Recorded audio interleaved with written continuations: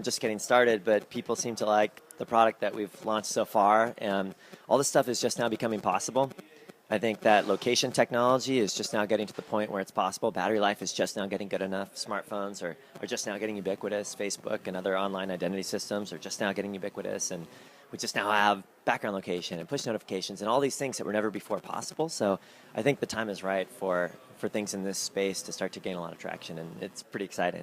I'm just completely convinced that in 10 years or 15 years or whatever the number is, this will just exist, and you're going to be able to walk into a room, and of course, like, assuming that people have their privacy settings set to allow this and they want to do this, you're going to be able to walk into a room and look around, and whenever you see someone, you'll know their name, you'll know where they work, you'll know what friends you have in common with them, you'll know what other stuff you have in common with them, and you can just look around the room and know that about everyone. And you'll have something that surfaces the more interesting connections. Like that woman over there knows your mother, and that guy over there went to your high school a year before you, and that girl likes the same obscure authors that you like, and it's just going to be like a sixth sense that we all have. And we look back on it and we say, I can't believe we didn't used to have this. I can't believe we used to just walk around blind, not knowing anything about anyone. Like, what did we do before we had that? Just like we do with cell phones today, where we say, like, I can't believe we didn't used to have cell phones 15 years ago. Like, how do we coordinate? How do we meet up with people before we had the ability to instantly communicate magically with anyone in the world?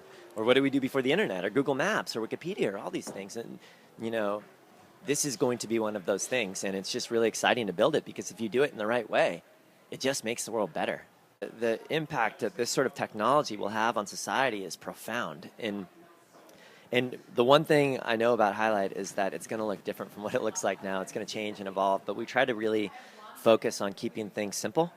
And when we think about where the product can go, we don't think what features can we add, what networks can we add.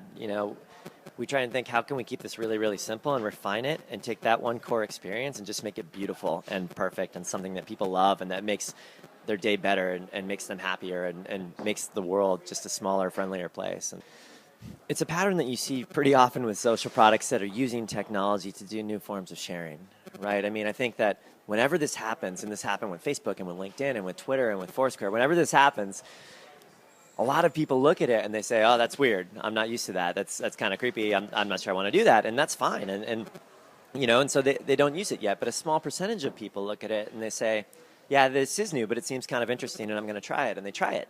And they realize that it's pretty fun and they enjoy it. And the social interactions they have on the service are rewarding, and they start to tell their friends about it. And over time, more people try it and they enjoy it too.